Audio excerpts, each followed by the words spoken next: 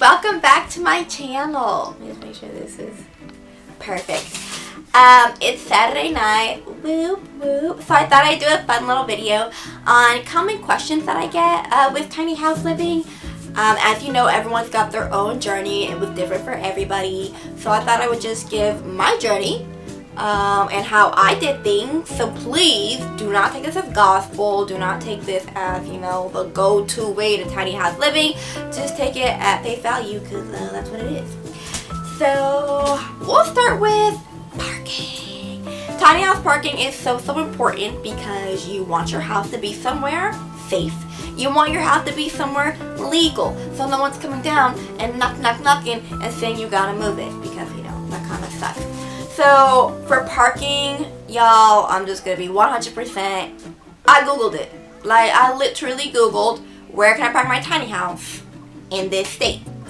Where is it legal to park my tiny house in this state? What are the tiny house legalities, the tiny house laws in this county?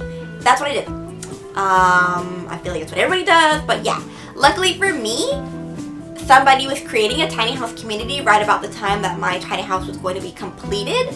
So that's how I found my parking spot right now. But beforehand, because my tiny house was finished before the community was ready, I lived on a horse farm and I found that lady on Craigslist. Y'all, Craigslist it up. A lot of fun, weird, but fun things you can find on Craigslist.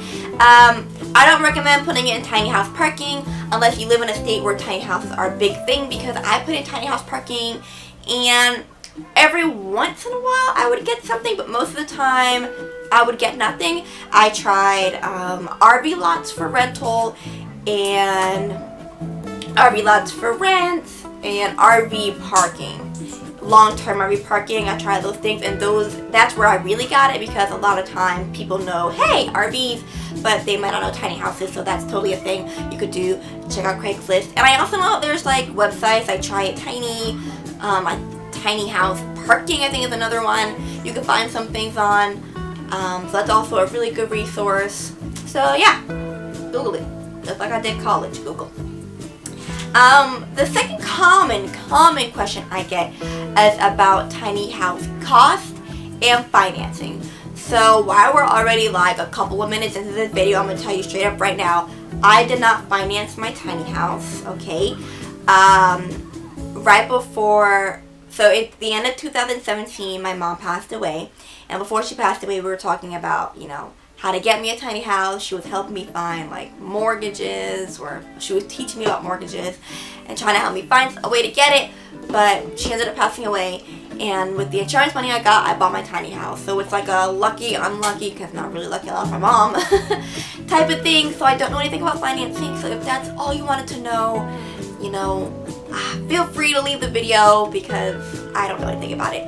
But the builder I did go through did have financing, and I've seen a lot of other builders have financing too. I've seen people take out RV loans or personal loans.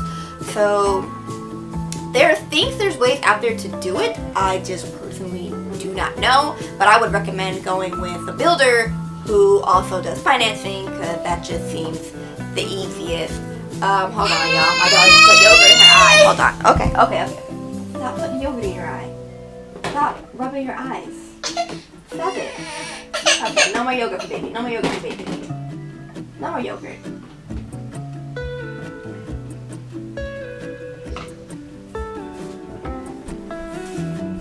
I'm back. Okay, let me make sure this thing is. Yeah, okay. So yeah, totally recommend just going with a builder that's already got financing. So real talk, 100%, I paid $75,000 for my tiny house. It's 26 feet long, so trailers cost a lot. A lot of the cost was tied up in trailer. And it's expensive. My tiny house is expensive, but I wanted a lot of expensive things in it.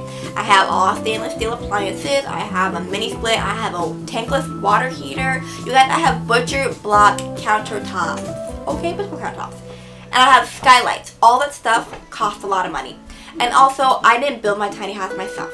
If you want to save a lot, build it yourself. Or even if you don't trust yourself to do the structural work, you could buy a shed. Not a shed, Jesus Christ. A shell, and then build the inside yourself. But I know myself 100%. I have zero, and I mean zero building expertise, so I paid someone to do it for me. And my builder, the company is amazing, the builder is amazing, their team is amazing, so I had no problem paying for their labor because that's what I did. I paid for my house, but the most of it was their labor, and they did a fantastic job. So I'm A-okay with my price. I see a lot of times in the tiny house communities now, if you paid anywhere over like 65, 70K, they shame you for it. They're like saying like, oh, why'd you do that? Why did you just buy a small house? You're ruining the tiny house, movement. Is supposed to be cheaper. And to that I say, mind your own goddamn business. Who cares how much people spend on their tiny house? I mean, I've seen people pay over 300K for their tiny house. If your house makes you happy, and it makes you happy to have all the upgraded things, then don't even worry about people and their unnecessary opinions. Some people want to do their own DIY and find reclaimed materials and find used materials and do all that hunting. I'm not doing none of that. I wanted my shit brand new. So yeah, hi baby. Third thing I get a lot of questions on is, can I live tiny with a baby? Is it possible to have a newborn in a tiny house? The answer is yes, 100% yes, you can live tiny house with kids. It's just like living tiny house. Oh, not tiny house. Sorry, it's just like living with kids in a big house. Okay, not just like, it's a bit different. But it's totally doable. Okay, look at this cute little one. So I live in my tiny house. It's just me with my 16-month-old daughter. We didn't live in it for the whole 16 months of her existence, but she learned to walk in the tiny house. So it's totally doable. And it's just like any house, you gotta baby-proof it as such. And I think that having outdoor space is really important for kids living in a tiny house because they need, like right now, my daughter can run up and down this hall all day. She doesn't care because it's fun. But kids need more space, especially as they get older. So definitely, outdoors. And I'll probably do another video on like tiny house living with a newborn because we were here for the first month of her life. So I did experience it a little bit, and it was all I knew, so no different to me. Sorry if it's moving a bunch. She's like pushing it around. So, and I'm not gonna redo the video because this is my first time shooting it. But oh, she done with the whole thing. Okay, let me. Big girl baby. I hope this is clear. So yes, you can live tiny house with kids. It's a bit harder, but it's totally doable, and you're not crazy if you want to try it. I live tiny house with a newborn and 2 dogs, and it's stressful. Okay, it's not stressful at all. It is like hair-pullingly annoying sometimes. Oh, she's beating the camera. No, stop that. But I wouldn't have anything. I love them to death. No. Y'all, this is gonna be the craziest YouTube video you've ever seen in your life. No. She's getting super excited to like see me on the camera on the other side. Okay, watch Coco Melon. Ah! Oh, shoot. Coco Melon. So yeah. No. Stop. Bellini, stop. Come here. Come.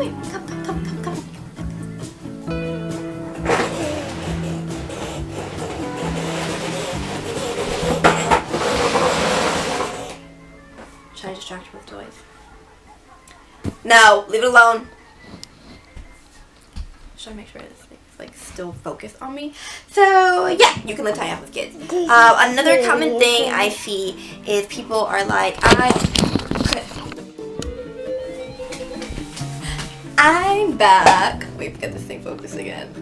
She got the camera, y'all. Like, she straight up got the camera. And I'm not going to redo that video again, so we're just going to continue on like nothing happened.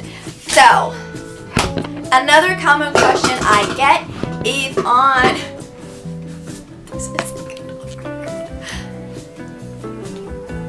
No, Nalini, don't touch. No, ma'am. Come here, is on stuff, okay? People ask all the time, do I have to be minimalist, live in a tiny house? I'm like, how do you get rid of all your stuff? Do I have to get rid of all my stuff? And what if I like this and that? And unpopular opinion, I don't think you should have to be minimalist to live in a tiny house. It does certainly help if you naturally don't like to have a lot of stuff, because in a tiny house, a lot of stuff feels very claustrophobic. But if you don't like stuff, that's fine. If you like stuff, that's fine. Just make it a priority and make sure everyone, you know, involved in the build knows the priority. For instance, my thing is books. I told my builder, I was like, I love to read. I have a lot of books and I ain't getting rid of none of them. None of them. So my whole build was built around this like massive bookcase they did for me that I love. I haven't even filled it up yet, and then I've got more storage for books under the staircase, and then up by my loft I've got more storage for books. So yeah, make it a priority. My sister's tiny house, my sister has a tiny house too, that's another video.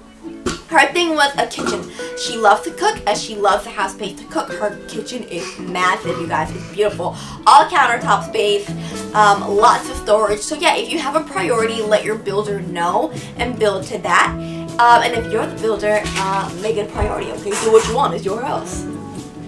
So yeah, you don't have to be minimalist, live in a tiny house, okay? I've seen people with walk-in closets, y'all. Walk-in closets. And you don't have to get rid of all your stuff. Just prioritize a little bit. So yeah, oh, the next thing, tiny house insurance. I see a lot of questions on that. I haven't personally gotten any, but I've seen a bunch. I have tiny house insurance now. I just got it a couple months ago. It's with Strategic Insurance, and I paid around $650-ish, something like that. I just paid the bulk amount because they wanted to like finance it with like a 23% interest rate. I said no. But yes, I have it. I think it's important to have it, just like it's important to have insurance on a regular house. Some states don't have tiny house insurance. And it can be hard to find because there's not that much companies that do it. So yeah, just Google that too. I know that some of the big things like Progressive, I think does it, and Geico, they'll bundle it into your auto or whatever. So that's also a possibility. But, oh, fun fact, if you live within 75 miles of an ocean, especially in Florida, you ain't getting hurricane insurance on your tiny house. Nobody will do it for you, and maybe somebody will for like $1 bajillion. But I couldn't find it, and I know other people had a hard time doing it as well. The area of Florida I live in hasn't seen a hurricane since 1921. So your girl ain't worried about the hurricane coming, and if it does come, you know, I'll be SOL, but so will everyone else in this area. So I'm fine with that. And it is hurricane tied down, so that's another thing I always get, like, what about hurricanes in Florida? You can get hurricane tied down, don't ask me how to do it because your girl outsourced that. Your girl outsources everything. So yeah, those were common questions that I get and common questions that I see about tiny house living. If there's any questions that you have, feel free to message me in the comments below. This little one is getting all rowdy. It's about to be her bedtime. Yeah, message me in the comment below. I'm probably going to do another video on tiny house living tips and just like things that I wish I knew before I went tiny or while I was doing my build. So yeah, thank you for tuning in, and I hope y'all have a great weekend. And I hope this video comes out decent because I'm literally just about to just like slap the two cuts together and hope it comes out okay. Have a good night. Bye bye. Blessed be.